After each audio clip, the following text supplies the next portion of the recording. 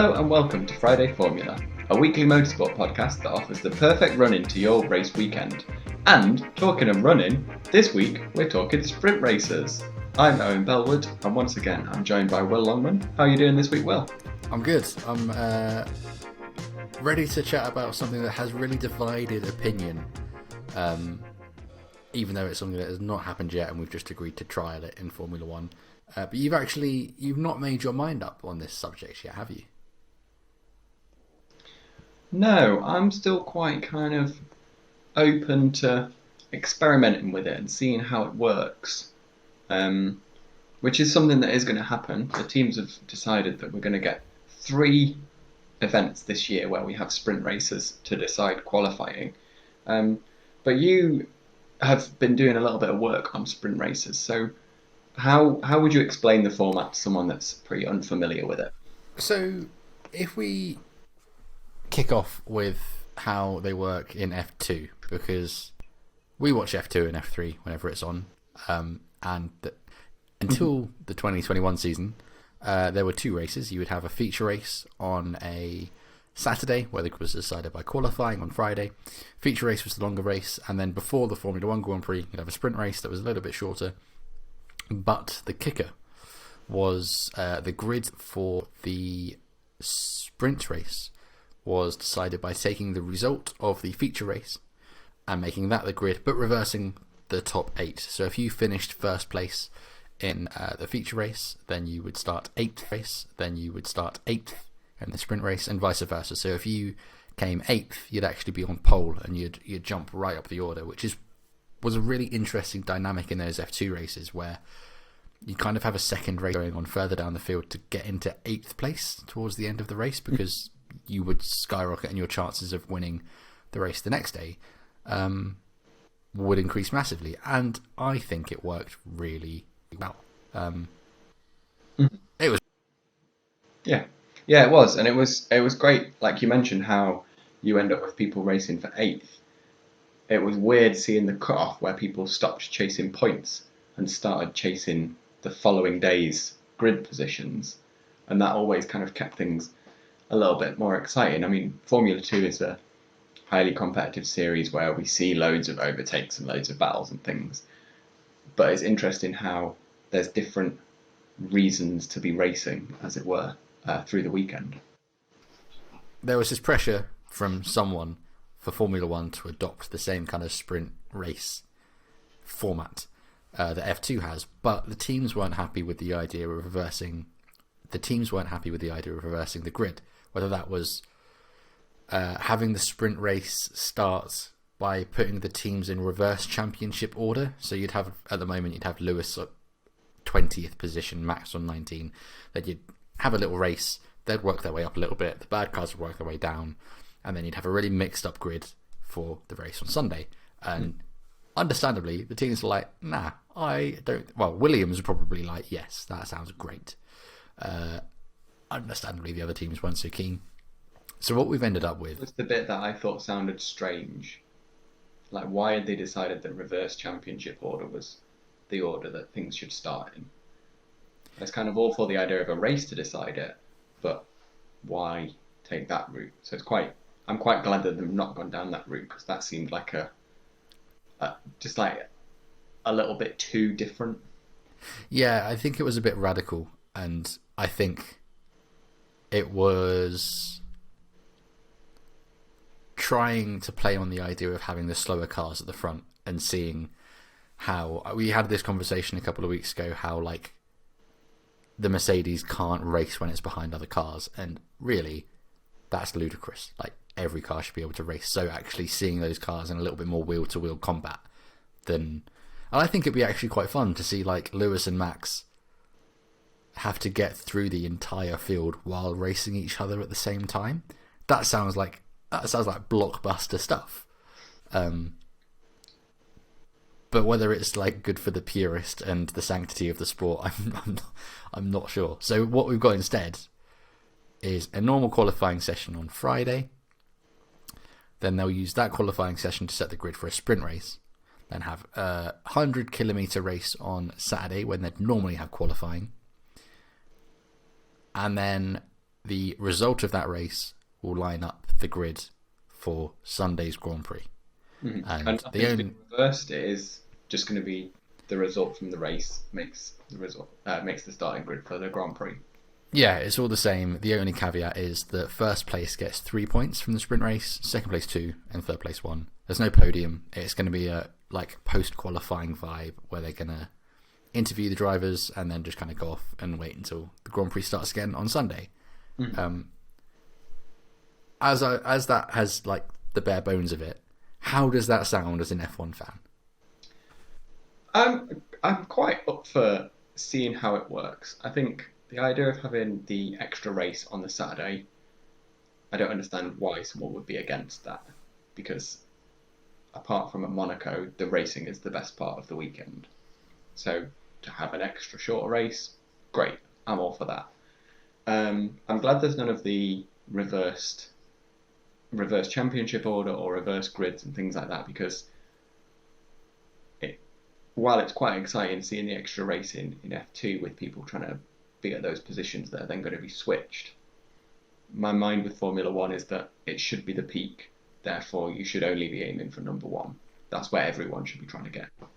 And it seems like you'd come to a point where people are like purposefully going a bit slower to end up 8th or 10th rather than 5th, let's say. So I'm quite happy with the format they've settled on. I think that's going to be quite an exciting thing to watch over a couple of weekends just to see how it works. But the queries that I have around it is that after qualifying on Friday, they're supposedly going to be under parc fermé conditions, but then there's another practice on Saturday. So what's the point of that? Why not have the qualifying for the sprint race just before the sprint race and have 2 practice sessions on the Friday? That seems a bit weird. But yeah, I'm not sure how the parc fermé conditions are going to work. It's a little bit strange, isn't it? I assume they're gonna have to give the cars back to the team to work on them for Saturday. No. Yeah. It does seem like it's going to take a little bit of ironing out to kind of finalise the format. But that's something that Formula One seemed quite reluctant to try. But then in the past, qualifying has had some pretty quirky formats. So I think it's good that it is being experimented with and that they are trying to add extra elements, because, I mean, we're always hearing about how our generation have such a short attention span. But I don't think that's really true when it comes to Formula One fans. It's just the case that you'd quite like a bit of extra action. And if that extra action comes from a 100-kilometre race on the Saturday, I'd have thought there's not going to be many fans that are going to complain.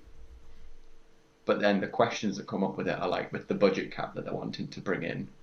If you have a big crash on the Saturday and you've got to rebuild your car for Sunday, how is that going to hit your budget for the year? Is that then going to mean that your drivers have to be a lot more careful later in the season so they're not getting involved in that? And is that going to hamper your championship battles?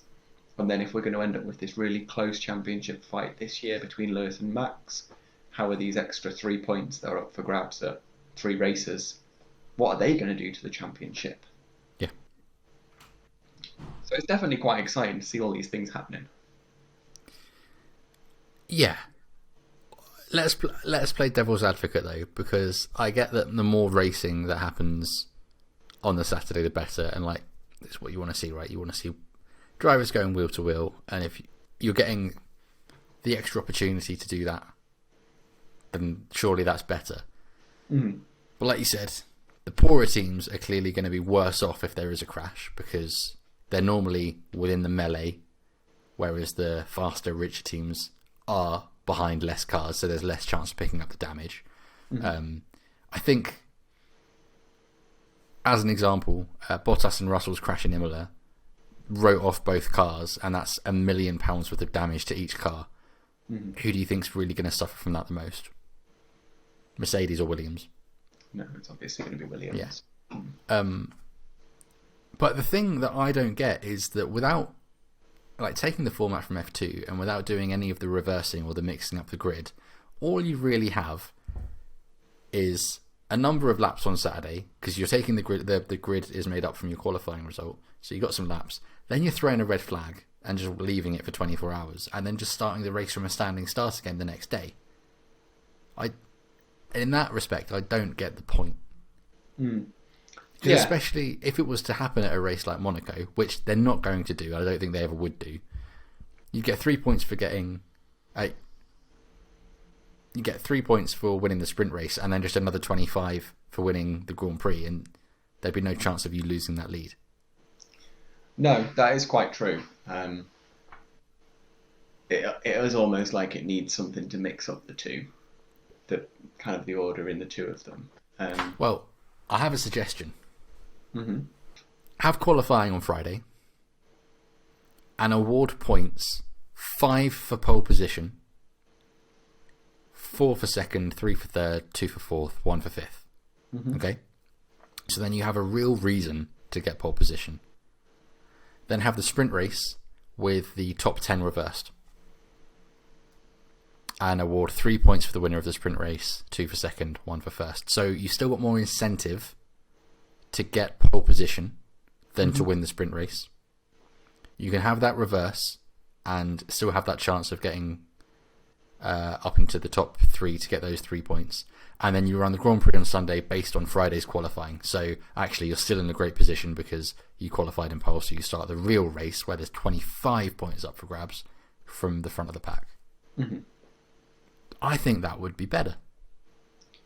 Yeah, that would keep the incentive there for people to do their best, but also mix things up a bit, which I think is kind of the whole point of the sprint race format, isn't it? To make it a little bit more competitive and a little bit more exciting. So that kind of would offer the best of both worlds. I just kind of query what we're going to lose from not having qualifying on the Saturday, because when you get kind of a shock result, like someone like Lance Stroll on pole, or when at the start of the year we saw Lando setting the fastest laps, it was deleted, but it was cool. If that's just fine for a sprint race, is it going to mean as much to them as if it was fine for pole in a Grand Prix? How is that going to impact what they put into it? Because then when it comes to the sprint race, there's only points for the top 3 finishers. So how's that going to adjust the focus on qualifying on a Friday compared with the qualifying that we're used to seeing on the Saturday? Absolutely. If anyone gets a decent result in qualifying, it's only going to be half the work done. And then imagine something happens in that sprint race and you get someone win their first race, or I'm not going to say win their first race, cross the line first in the sprint race. You're not going to have the same kind of moments of joy that you had when Pierre Gasly won his first race, or Sergio Perez. It's going to be like, right, okay, moving on. The only you have more competitive sessions, sure, but by doing that you devalue what being competitive really is, and you have more chances to redeem yourself if you make a mistake, or those magic moments you have to produce more often to make them mean something. Yeah. And what do you think about them awarding World Championship points for the sprint race?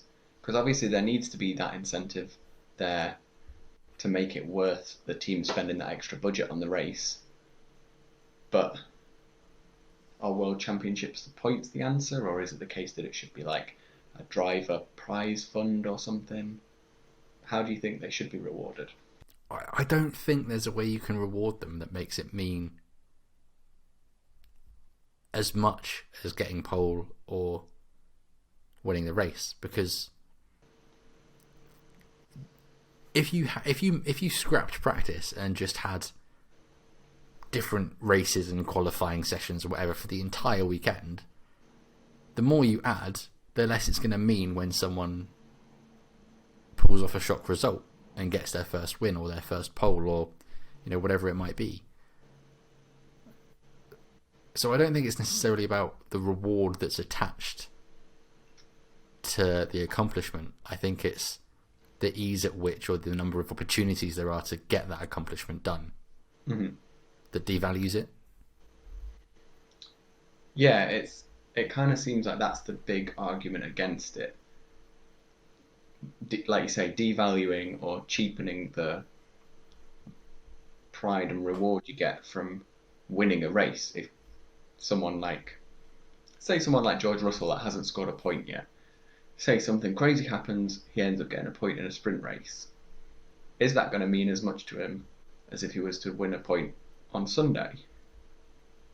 Like, where's the balance in that? I know the points for a higher position, but it's not full Grand Prix distance. So how's he going to walk away from that? Is he still going to think, I'm George Russell, I've never scored a point in a Williams? Yeah, that's a good point. I mean, if a Williams ever got into a position where they're third and getting a point, then what to go for. No, but it's not though, because like,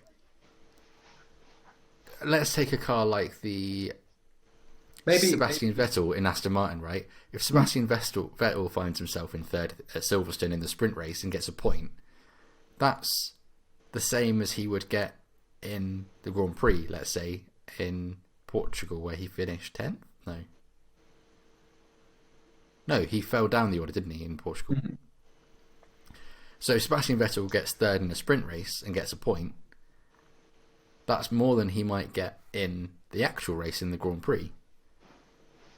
But is he going to be as happy with that as he would be? Because it's, you know, it's 1 point, so yeah, that might be the only point they take away from that weekend. Mm. But it's not the 15 that they could have got if they were in that position at the end of the Sunday race.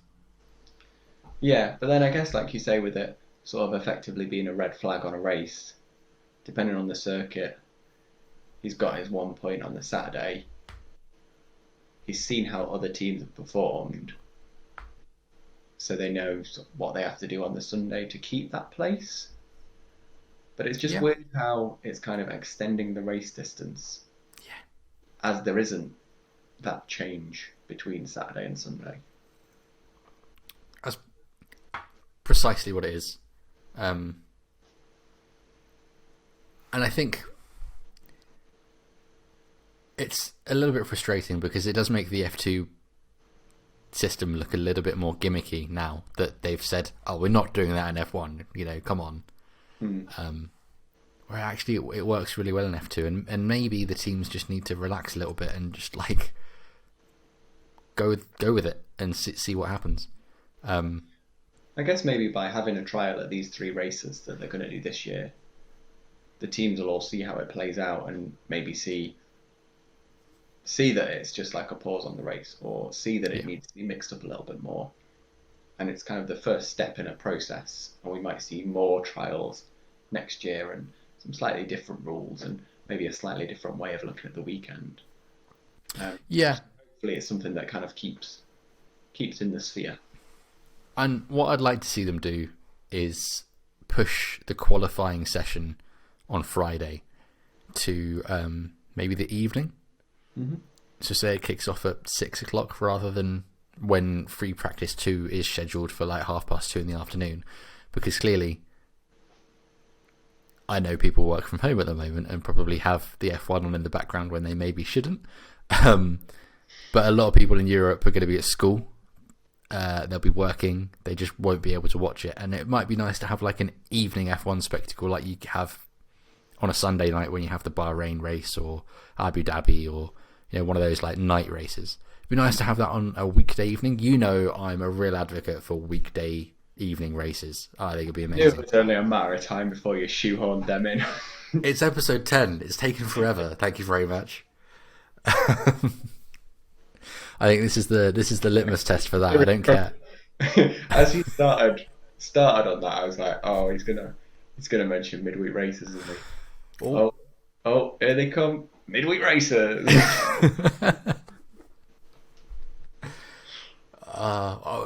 We can save the midweek races conversation for an episode of its own.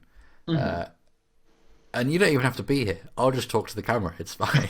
I agree with what you're saying, though, about it being some kind of Friday night entertainment, because that's clearly why it's been pushed to the Fridays, to add that entertainment so they can sell more tickets. So they kind of need to just sort of lean into that and be like, yep, Friday night qualifying's on, sit down with a beer after work, love life.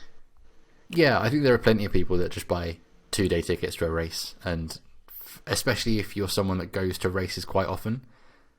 Like, I think when we went, I think we wanted to see as much of the cars as we could. But if that was like our 10th race, we might have gone, right, let's fly on the Friday and chill out, save a little bit of money, and then just go Saturday and Sunday. But yeah, that draws the people in to the track on the Friday. Not that that's necessarily relevant in a COVID era, but hopefully by the time Silverstone comes around, it will be, and then they can spend more money on things at the circuit and merchandise and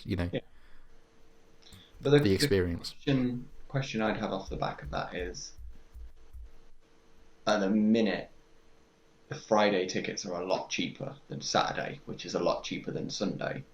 So by spreading out the not the racing, but like the action on track that matters, is that then going to give them a license to bump the prices up on Friday when people who maybe had a passing interest would have been like, oh, it'll be fun to go and watch the cars for a bit, so would have got a cheaper ticket? Is that going to hit them there in any way? I think it depends on how people view the sessions, because are you going to view is qualifying actually really qualifying if you have a race in the middle of it? It depends on how you're going to view it. If you are going to view it as like Saturday is the start of the race with a red flag flown halfway through, then actually, yeah, qualifying is still really important. But if you think that the sprint qualifying is going to be absolutely crazy, and the car's going to be all over the place and it's going to really mix up the grid, then qualifying isn't going to matter so much. So it'll be interesting to see how they play it. But I'm interested. Where do you sit on the fence now that we've chatted about it for 20 minutes? I still think it's great that it's being trialled. I kind of agree that if this is the route they're wanting to go down, then there needs to be a point of difference between the Saturday race and the Sunday race. But I think that'll kind of naturally come from experimenting. Like, it might be that the format changes slightly from the first race, they try it on to the last race. Or it might be that they do these trials this year and then next year some different trials. But I would quite like to see them mix up qualifying a little bit and add something new, because it's quite exciting seeing the laps getting quicker and quicker, but it's even more exciting seeing Daniel Ricciardo braking at the last minute and diving up the inside of someone. I'd rather see that twice in a weekend than once. Yeah. And what about you? Are you still in the slightly against camp? Yeah, I am. I know. Well, I'm not against them trying it. I'm absolutely not. I just think there are some little refinements that they could do to not take away from that Grand Prix on a Sunday. Mm-hmm.